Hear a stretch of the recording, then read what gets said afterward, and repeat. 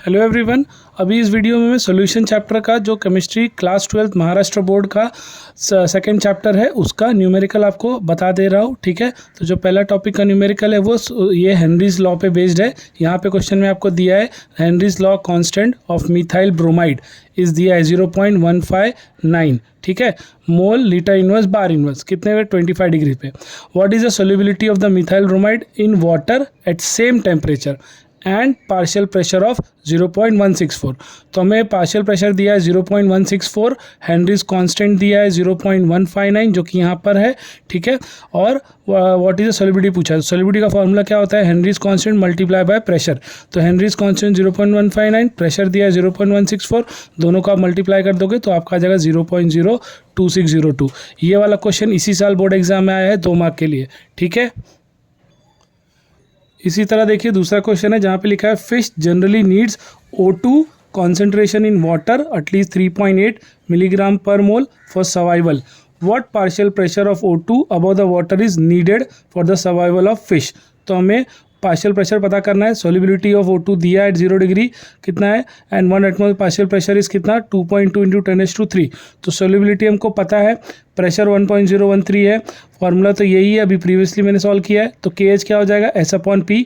S की value आपने यहाँ से लिखी जो क्वेश्चन में गिवन है, P हमें याद रहना चाहिए 1.013, दोनों को आप डिवाइड करोगे तो यह आ जाएगा 2.17। ठीक है, ये हो गया हेनरीज कांस्टेंट। अब O2 concentration in water required for fishes that is कितना है 3.8 है ना, तो 3.8 हम लिखेंगे डिवाइड बाय O2। ऑक्सीजन का मास कितना होता है 16 इंटू 2 तो कितना हो जाएगा 32। ठीक है, अब इसको 3.8 को 32 से आप डिवाइड करोगे तो यह आ जाएगा 1.19 इंटू 10⁻⁴। ठीक है, 10⁻⁴।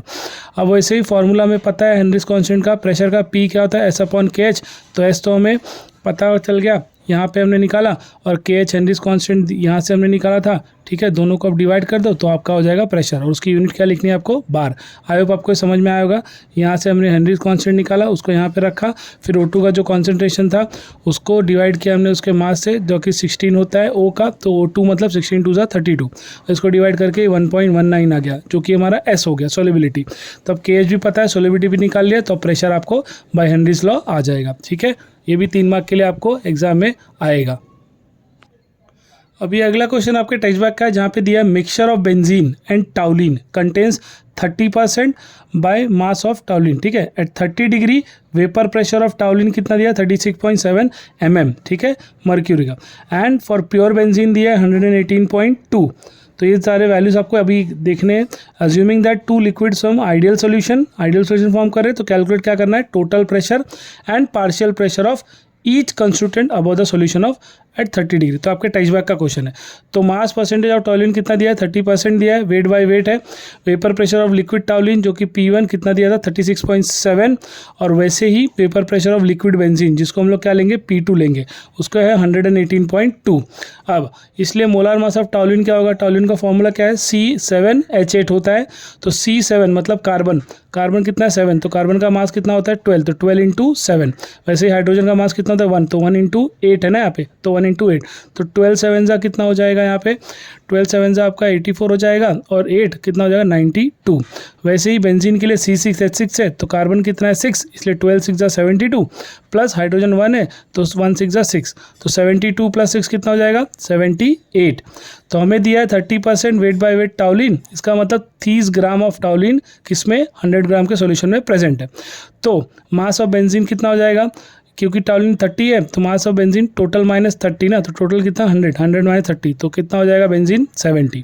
अब नंबर ऑफ मोल्स ऑफ टाउलिन, इसको आप कैसे लिखोगे, 30 ग्राम है तो 30 divide by number of moles कितना था 92 ना, तो 30 डिवाइड बाय 92 आ जाएगा 0.326। इसी ही तरह आपको बेंजीन का भी करना है। तो बेंजीन का कितना NB है, बेंजीन का कितना निकाला था हमने यहाँ पे, बेंजीन का 70 निकाला था जब 100 से माइनस किया था। ठीक है, 70, और फिर हम क्या करेंगे उसे डिवाइड बाय कितना करेंगे, बेंजीन का आया था जो कि 78। ठीक है, 78, तो हो जाएगा 70 डिवाइड बाय 78, तो 0.897। याद रखिए टाउलिन का 30 था तो बेंजीन का कितना आएगा 100 माइनस 30 जो कि कितना आ जाएगा 70 आ जाएगा। ठीक है, यहाँ पे हमने लिखा हुआ है। अब हम क्या करेंगे, दोनों को ऐड करेंगे, Na प्लस NB, तो Na प्लस NB ऐड कर दिया, कितना आ गया 1.223, जो कि टोटल नंबर ऑफ मोल्स हो गया। ठीक है, अब वैसे ही मोल फ्रैक्शन अगर टाउलिन का पता करना है तो क्या करेंगे, Na upon Na plus NB, तो Na हमने निकाला है 0.326, ठीक है, और Na प्लस NB कितना है 1.223, तो आ गया 0.266, किसका मोल फ्रैक्शन आया, टाउलिन का। इसी तरह बेंजीन का निकालोगे तो बेंजीन के लिए क्या करोगे, टोटल हमें पता है मोल फ्रैक्शन क्या होता है, x plus y equals to 1 ही होता है ना, तो ये हमने मान लिया x ले, तो y कितना होगा 1 माइनस 0.226, ठीक है, 1 माइनस 0.226, तो आ गया 0.7334, तो ये हो गया मोल फ्रैक्शन आपका बेंजीन। याद रखिए toluene plus benzene equals to कितना 1, तो अब ये आ गया। अब हमें खाली क्या निकालना था, प्रेशर निकालना, total pressure and partial pressure. तो प्रेशर निकालोगे यहाँ पे जो कि दिया है 36.7 मल्टीप्लाई बाय जो 0.266 हमने निकाला मोल फ्रैक्शन, तो मोल फ्रैक्शन को प्रेशर से मल्टीप्लाई कर दो तो आ गया 9.78, ठीक है। वैसे ही हम बेंजीन के लिए निकालेंगे, बेंजीन का 118.2 दिया था मिलीग्राम में, ठीक है, यहाँ पे लिखा, और हमने कितना निकाला मोल फ्रैक्शन बेंजीन का 0.733, उसको यहाँ लिखा। अब दोनों को मल्टीप्लाई कर दो तो आ गया 86.7 mm मर्क्यूरी का, ठीक है। तो आई होप ये दोनों आपको समझ में आया होगा। इसमें ये याद रखिए कि टाउलिन का आपको फॉर्मूला पता होना चाहिए C7H8, वैसे ही बेंजीन का पता होना चाहिए C6H6। बाकी 30% है तो 30 ग्राम, और बेंजीन का कितना हो जाएगा फिर 100 माइनस 30, जो कि कितना लिख दिया 70। बस ये दोनों तो ईजी हो जाएगा आपको निकालना, ठीक है। और x प्लस वाई जो भी हमेशा रहता है कितना रहता है 1 आता है, किसका, जब ये दोनों का मोल फ्रैक्शन हम ऐड करते हैं, ठीक है। तो एक का आ गया 0.26, तो अगला कितना रहेगा 1 माइनस 0.26, आ गया 0.73। तो इसी मोल फ्रैक्शन को आपको क्या करना है, दिए गए प्रेशर से इनसे मल्टीप्लाई करके, आपको वेपर प्रेशर से मल्टीप्लाई कर दो तो आपको आ जाएगा प्रेशर आ जाएगा, ठीक है। Thank you. इसके बाद अगला क्वेश्चन देखते हैं। अगला जो न्यूमेरिकल है आपका, इसमें है molar mass determination for lowering of vapour pressure के लिए, ठीक है। तो उसमें आपको ये वाली फार्मूला की जरूरत पड़ेगी, relative lowering of vapour pressure. इस पर काफ़ी बार बोर्ड में न्यूमेरिकल आ चुका है। तो फार्मूला क्या है, P1 degree minus P1 upon P1 degree equals to delta P upon P1 degree, और W2 into M capital M1 upon W1 into capital M2। तो W1 क्या है, मास ऑफ अ सॉल्वेंट, ठीक है, W1 आपका mass of a solvent है, और W2 आपका मास ऑफ अ सोल्यूट है, ठीक है। और जो M1 है वो है मोलार मास ऑफ सॉल्वेंट, और जो M2 है वो मोलार मास ऑफ क्या रहेगा, सोल्यूट रहेगा, ठीक है। और ये आपका जो डेल्टा P है ये आपका क्या रहेगा, vapour pressure of pure solvent रहेगा डिग्री वाला, और P1 जो रहेगा वेपर प्रेशर ऑफ सोल्यूशन रहेगा, वेपर प्रेशर ऑफ सोल्यूशन रहेगा, ठीक है। तो याद रखिए P1 vapour pressure of solution, P1 degree vapour pressure of pure solvent, ठीक है। W1 W2 क्या रहेगा, mass of solvent and solute, वैसे M1 M2 क्या रहेगा, mass of solvent and mass of solute. अब इससे रिलेटेड न्यूमेरिकल पे आ जाते हैं, जो कि दिया हुआ है आपके टेक्स्ट बुक का, ये the vapour pressure of a water at 20 degree is 17 mm mercury, ठीक है। What is the vapour pressure of solution containing 2.8 gram of urea in 50 gram of water. तो हमें जो प्रेशर दिया है हमें 17 mm दिया है, मास ऑफ यूरिया जो कि W2 ले लिया हमने कितना 2.8, वैसे ही मास ऑफ वाटर W1 उसको कितना लेंगे 51, तो ये आपका W1 हो जाएगा, ठीक है, और ये आपका हो जाएगा W2। तो अभी अब हमें M1 और M2 निकालना है। तो अब देखिए हमने फार्मूला लिखा, ठीक है, P1 डिग्री का, तो मोलार मास ऑफ यूरिया जो कि कितना NH2 CONH2 है फार्मूला, तो N हो गया नाइट्रोजन 14, H2 मतलब 2 इंटू 1 जो कि 2 रहेगा, कार्बन का हो गया 12, ऑक्सीजन का हो गया 16, नाइट्रोजन का वापस हो गया 14, और हाइड्रोजन का 2। ये सबको ऐड करने कितना आएगा 60 ग्राम आ जाएगा, कितना आ जाएगा 60 ग्राम। और मोलार मास ऑफ वाटर कितना होता है 18, ठीक है, H2O, ठीक है, ये 2, और ऑक्सीजन का कितना प्लस 16 ना, तो 16 प्लस 2 कितना हो जाएगा 18, वो भी लिख दिया। अब हमें ये फार्मूला पता है, इस फार्मूले में हमें P1 डिग्री दिया है, ठीक है, P1 17 है, ठीक है, तो P1 नहीं दिया है, और P1 डिग्री वापस 17 सब्स्टिट्यूट किया, W2 2.8 क्वेश्चन में दिया था, M1 हमने यहाँ पे निकाला मोलार मास के लिए जो कि वाटर का हो गया, और M2 हमने यहाँ से यूरिया के लिए निकाला, ठीक है, जो कि 60 ग्राम हो गया। तो अभी इसको हम कट भी कर सकते हैं, यहाँ पे आपको क्या करना है, इसको कैंसिल करके तो एक तरफ P1 लाना है, तो 17 माइनस P1 यही रखा, और 17 यहाँ पे हमने मल्टीप्लाई में कर दिया। तो 50 और 2.8 अगर डिवाइड कर दोगे तो आपका ये पूरा सॉल्व करके आ जाएगा 0.0168।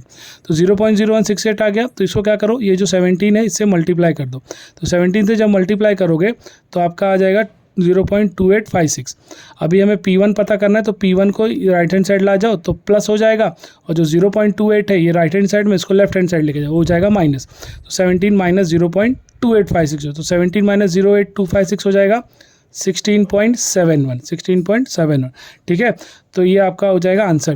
आई होप यहाँ आपको समझ में आएगा। यूरिया था तो यूरिया का फॉर्मूला आपको पता होना चाहिए, जो कि NH2CONH2 है। सबकी वैल्यू, नाइट्रोजन की 14, हाइड्रोजन का 1, कार्बन का यहाँ पे 12, ठीक है। इसी तरह आपको याद करके इसको ऐड करना है। मोलार मास अब पता ही H2O है, तो H का 1 होता है हाइड्रोजन का और ऑक्सीजन का 16, तो उसको कितना हो गया 18। ये दोनों आपका M1 और M2 हो गया। सब्स्टिट्यूट कर दो वैल्यू और सबको लेफ्ट हैंड साइड में सॉल्व कर, राइट हैंड साइड में सॉल्व कर लो, और लेफ्ट हैंड साइड में 17 माइनस P1, तो बाद में P1 को राइट हैंड साइड में यहाँ पे कर दो, ठीक है। तो बाकी ये आपका मल्टीप्लाई करने के बाद 17 सब्ट्रैक्ट कर दो, ये आपका आंसर हो जाएगा, ठीक है। उसी तरह अगला क्वेश्चन है जो कि 2016 में आया मार्च में। Vapour pressure of pure benzene कितना दिया है 640 mm ऑफ ऑर्गरी इस कितना दिया है 2.175 इंटू 10⁻³ kg, ठीक है। Of non volatile solution is added to 39 gram of benzene. तो vapour pressure of solution is 600 mm of mercury. Calculate the molar mass of solute. तो हमें कार्बन और हाइड्रोजन पता ही है, बार बार सॉल्व वही कर रहे हैं। Vapour pressure of pure benzene लिख दो जो कि P1 डिग्री है। वैसे ही मोलार मास ऑफ बेंजीन 78, ठीक है। उसी तरह C6H6 है ना, तो आई होप ये आपको सॉल्व हो जाएगा। C6H6, ठीक है। 12 6 72, फिर ये 6। वैसे ही नॉन वोलेटाइल सॉल्यूट के कितने दिया है 2.175 दिया है। मास ऑफ बेंजीन जो कि 39 ग्राम है, ठीक है। तो मास ऑफ बेंजीन अभी यहाँ पे vapour pressure of solution P1 जो कि दिया हुआ है, तो M2 निकालना है। तो फार्मूला पहले हमने ये लिख दिया, P1 not degree minus P1 upon P1 degree क्या होता है W2M1 अपॉन M2W1, ठीक है। इसी फार्मूले में आपको सब्स्टिट्यूट करना है।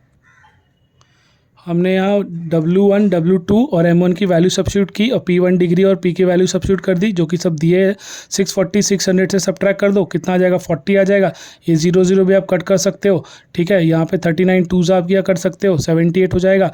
तो अब M2 को क्या कर लो, लेफ्ट हैंड साइड में ले लो और ये दोनों वैल्यू उसको राइट हैंड साइड में ले लो, ठीक है। अब ये इजीली आप कट कर सकते हो। यहाँ पे 4 16 आ जाएगा, 16 तो 32 और 32 को अगर इससे मल्टीप्लाई करो 2.17 से तो आपका आ जाएगा 69.44, ठीक है। तो ये मार्च 16 में भी आ चुका है 3 मार्क के लिए। अगला जो क्वेश्चन आएगा वो आपको आएगा एलिवेशन ऑफ बॉइलिंग पॉइंट के फार्मूला पे और डिप्रेशन ऑफ फ्रीजिंग पॉइंट के फार्मूले पे। तो बॉइलिंग पॉइंट के लिए हम लोग डेल्टा TB लिखेंगे जो कि होगा TB माइनस TB डिग्री, जहाँ पे डेल्टा TB होगा elevation in boiling point. TB मतलब होगा आपका boiling point of solution, boiling point of solution, और TB डिग्री होगा आपका boiling point of pure solvent, boiling point of pure solvent. तो आपका डेल्टा TB हम लिख सकते हैं KB इंटू M, जो कि KB क्या होगा boiling point elevation constant, boiling point elevation, boiling point elevation constant. Small m मतलब मोलालिटी ऑफ सॉल्यूशन। तो इसको आप क्या करोगे, सब्स्टिट्यूट करोगे फार्मूला में, तो आपका फार्मूला बन जाएगा delta TB 1000 KB W2 upon M2W1। तो W1 W2 आपस mass of solvent and mass of solute होगा। M1 M2 आपस आपका molar mass of solute and solvent हो जाएगा। KB याद रखो, KB आपका होगा यहाँ पे बॉइलिंग पॉइंट एलिवेशन कांस्टेंट, ठीक है। उसी तरह अगला जो है वो फ्रीजिंग पॉइंट पर रहेगा। तो फ्रीजिंग पॉइंट के लिए हम सफिक्स लेंगे यहाँ पे F लेंगे। बॉइलिंग पॉइंट के लिए B लिया था, फ्रीजिंग पॉइंट के लिए F ले लेंगे। तो यहाँ पर भी सेम फार्मूला KFM हो जाएगा, बस बॉइलिंग और फ्रीजिंग का ही फ़र्क है, ठीक है। और यहाँ पर भी मोलालिटी ऐसे ही रखेंगे हम, delta 1000 KF into W2 upon M2W1, ठीक है।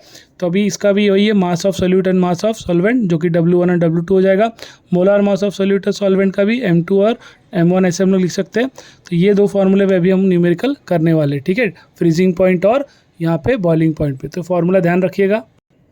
अब जैसे ये क्वेश्चन है, देखिए मार्च 15 में आया है इसी बॉइलिंग पॉइंट और फ्रीजिंग पॉइंट वाले क्वेश्चन पे। तो 1.02 of urea when dissolve in 98.5 gram of certain solvent decreases it's freezing point by 0.211 K, ठीक है। तो 1.609 gram of unknown compound with dissolve in 86 gram of same solvent depresses the freezing point by 0.3। तो जब urea था तो 0.21 हो रहा था, अब अननोन कोई कंपाउंड लिया तो कितना हो रहा है 0.34। तो calculate molar mass of unknown compound, molar mass of unknown compound. तो मोलार मास ऑफ यूरिया आपका 60 दिया है, जैसे कि हमने फाइंड आउट भी किया था। तो मास ऑफ यूरिया W2 लिख लिया 1.02, यूरिया का मोलार मास जो कि 60 ग्राम है गिवन है, वो भी हमने लिख दिया। मास ऑफ सॉल्वेंट जो कि W1 98.5 ग्राम यहाँ पे दिया है, ये भी लिख दिया। जो फ्रीजिंग पॉइंट यहाँ पे जो है डिप्रेशन वाला 0.211 K, ये भी लिख दिया। उसके बाद मास ऑफ अननोन सॉल्यूशन जो कि दिया 1.609, ठीक है। और मास ऑफ सॉल्वेंट जो कि दिया था 86 ग्राम। तो हमें अब पता है डेल्टा टी एफ क्या होता है 0.34 जो कि दिया है वैल्यू क्वेश्चन में, और हम माइनस क्या कर देंगे अननोन सॉल्यूट। तो अननोन सॉल्यूट हमको पता नहीं है तो M2 डैश हमने रख दिया, ठीक है। तो यहाँ पे हमने वैल्यू सब्स्टिट्यूट की M2 की, फॉर्मूला लिख दिया, ठीक है। इसको भी 1000 kF के इसमें सब्स्टिट्यूट कर दिया, 1000 kF को हमने यहीं पर रखा, डेल्टा TF यहाँ लेके गए, W1 भी ऊपर लेके गए, ठीक है। इसको इक्वेशन 1 बना दिया। ऐसे अननोन के लिए इक्वेशन 2 ले लिया। अब दोनों ही 1000 kF सेम ही रहेगा, ठीक है, जो कि फ्रीजिंग पॉइंट के लिए है, डिप्लेशन कांस्टेंट जो है। तो दोनों को इक्वेट कर दिया M2 और M1 डैश वाले इक्वेशन को, ठीक है। अभी हम क्या करेंगे, यहाँ से क्या कुछ कैंसिल होगा तो उसको देखेंगे, नहीं सबकी वैल्यू तो दी है। डेल्टा M2 दिया है यूरिया के लिए, डेल्टा TF भी दिया है वैल्यू, W1 भी दिया है, W2 भी दिया है। वैसे ही अननोन के लिए हमें M2 डैश निकालना है उसका, लेकिन हमें फ्रीजिंग पॉइंट और W1 दिया था, W2 डैश भी दिया था। तो हमने इसको सॉल्व करा और ये दोनों को भी सॉल्व किया डिवाइड करके। तो M2 डैश अपना क्या हो जाएगा, एक साइड में आप ले लो, ठीक है, जो कि यहाँ पर है। तो M2 डैश आएगा आपका, यहाँ का सॉल्व किया हुआ 12122.55 डिवाइड बाई 18.173। अब ये दोनों को चाहे आप लॉग से सॉल्व कर दो और चाहे आप डायरेक्ट भी सॉल्व कर सकते हो। अप्रॉक्सीमेटली सॉल्व करोगे तो 18 5 90, 18 6 108 आएगा ना, ठीक है। तो आपका 14 और बच जाएगा। तो वापस आप इसको सॉल्व करोगे तो यहाँ पे आपका आ जाएगा 18 7 आ जाएगा, ठीक है। तो आपका 67.3 जो कि अननोन का आ जाएगा वैल्यू, ठीक है। तो आई होप आपको ये समझ में आएगा। याद रखिए यूरिया और अननोन के लिए हमने इक्वेट कर दिया डेल्टा 1000 kF को लेके, डिप्रेशन कांस्टेंट दोनों के लिए क्या रहेगा, सेम ही रहेगा। बस आपको क्या निकालना है फिर M2 डैश। बाकी W1 W2 delta TF M2 ये सारे वैल्यू दिए, वहाँ अभी भी delta T dash F W1 dash W2 ये भी दिया हुआ है, ठीक है। तो खाली आपको इक्वेट करके क्या लाना है, M2 डैश लाना है। आई होप आपको ये समझ में आ गया।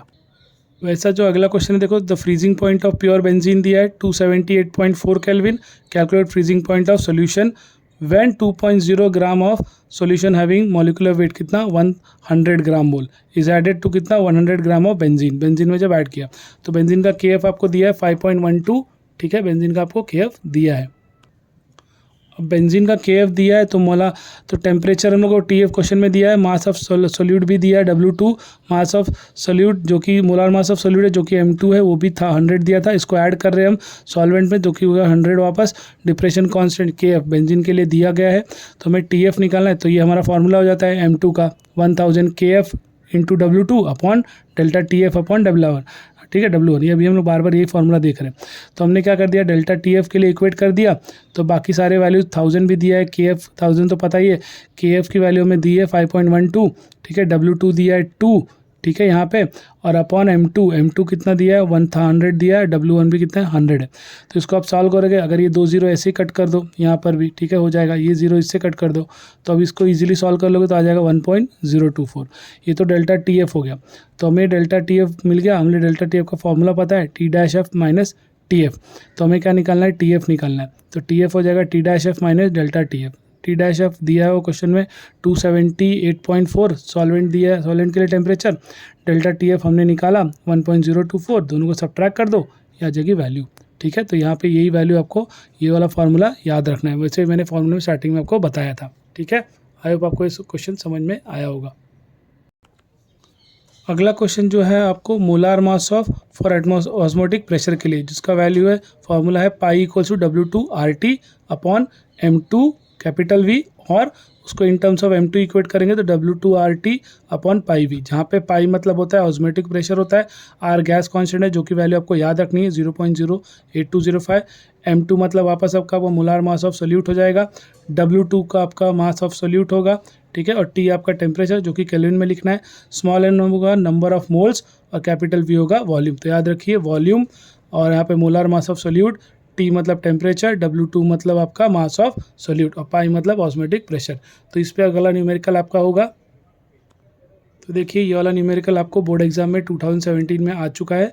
यहाँ पे दिया है solution of substance having mass 1.8 into 10⁻³ kg दिया है, हैज़ द ऑस्मोटिक प्रेशर जो कि दिया है 0.52 एटमॉस्फेयर एट 280 केल्विन। तो calculate the molar mass of substance पूछा है।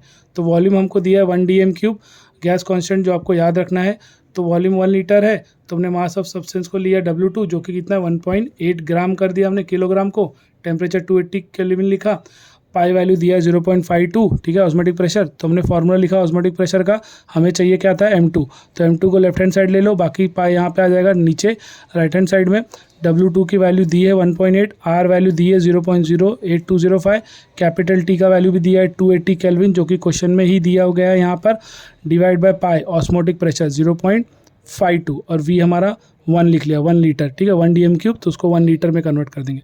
अब ये दोनों का अगर आप सॉल्व कर दोगे तो आपको आ जाएगा 79.5 ग्राम पर मोल। ये आपका 2 मार्क के लिए क्वेश्चन एग्जाम में 2017 में आया था, तो फिर से वापस आ सकता है सेम फॉर्मूले पे, ठीक है।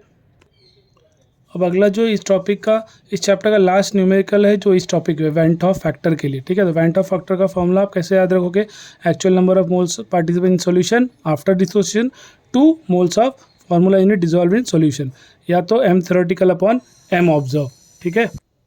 और उसी को उसको मॉडिफाई करके भी यहाँ पे लिख सकते हैं वेंट ऑफ को, जो को डेल्टा TB और डेल्टा TF बॉइलिंग और फ्रीजिंग पॉइंट के टर्म में, ठीक है। IKB into M, IKF into M, याद रखिए बॉइलिंग मोलाल ये बोला किसके लिए, बॉइलिंग पॉइंट के लिए, और ये फ्रीजिंग पॉइंट के लिए कांस्टेंट है, ठीक है। और ये वाला फॉर्मूला हमने देखा ही था, तो ये दोनों पे भी आपका न्यूमेरिकल आ सकता है जो कि अभी हम देखेंगे, ठीक है। जैसे यहाँ देखिए लिखा है as 0.1 molar solution of K2SO4 in water has freezing point दिया है -4.3, what is the value of van't Hoff factor if KF दिया है फॉर वाटर, कितना दिया है 1.86, तो हमें M पता है 0.1, TF दिया है -4.3 और KF दिया है, ठीक है। तो हमें अभी क्या निकालना है यहाँ पे, what is the went Hoff factor, जो कि I की वैल्यू निकालनी है। तो पहले तो हमें वेंट ऑफ फैक्टर निकालना आई, तो उसके लिए तो हमें यहाँ पे पहले डेल्टा TF का हमने लिखा T' डिग्री माइनस TF, तो ये T डिग्री हमने 0 डिग्री लिखा, TF लिखा -4.3, तो माइनस माइनस कितना हो जाएगा प्लस, तो 4.3 आ जाएगा डिग्री में। अभी यहाँ पे डेल्टा TF का फॉर्मूला क्या है, IKF जो भी आपको दिखाया था, तो I मतलब वेंट ऑफ फैक्टर, इसको लिखेंगे delta TF upon KF।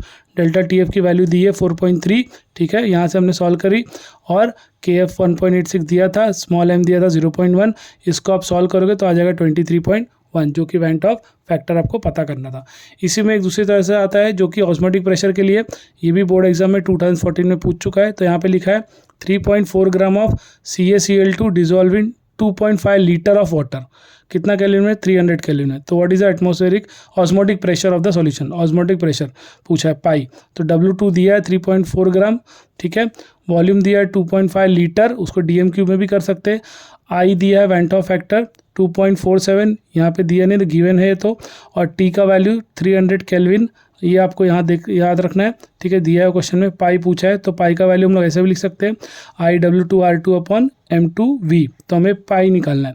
I की वैल्यू 2.47 क्वेश्चन में गिवन है, यहाँ पे आप ऐड कर लेना। W2 हमें पता है 3.4 दिया है, R हमें याद रखना है 0.08206, ठीक है, जो कि गैस कांस्टेंट है, और कैपिटल T टेम्परेचर आपको दिया है 300।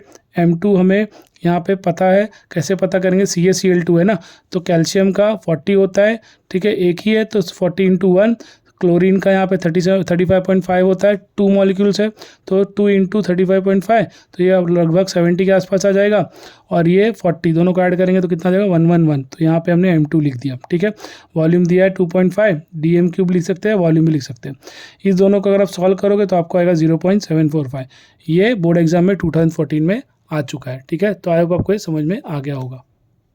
तो वीडियो थोड़ा लंबा हो गया क्योंकि चैप्टर में ज़्यादा न्यूमेरिकल सॉल्व है, यहाँ पे जो बोर्ड में आए हुए न्यूमेरिकल मैंने पूरे सॉल्व कर दिए आपके लिए, और जो टेस्ट बैक के भी वो भी मैंने ट्राई किए कि हर पॉइंट टॉपिक पे मैं कवर कर लूँ, ठीक है। तो आई होप आपको वीडियो पसंद आएगी तो प्लीज़ लाइक कर देना, शेयर कर दो, बाकी लोगों के भी बोर्ड एग्जाम्स है, ठीक है। और जो फॉर्मूला मैंने बीच बीच में दिखाया तो उसका आप स्क्रीनशॉट भी ले सकते हो, ठीक है। ट्राई करिए मैक्स टू मैक्स लोगों को शेयर करने के लिए, उनकी भी हेल्प हो जाएगी। Thank you.